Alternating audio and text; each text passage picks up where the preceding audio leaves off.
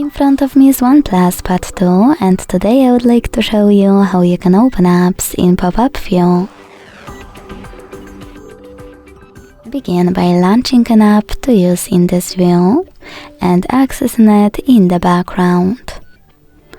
Then tap on those three dots at the top right corner of it. Select floating window and tap on this tiny one. As you can see now, I can use my app in this little window. To move it around, hold this line at the top and drag it.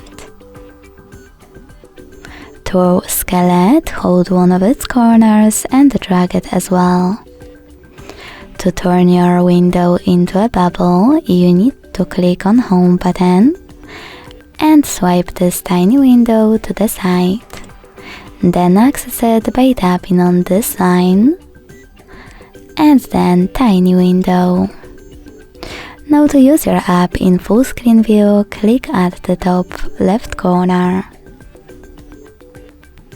In order to close it completely, click at the top right one.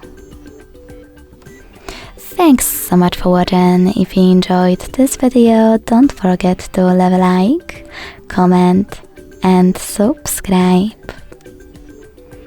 Bye!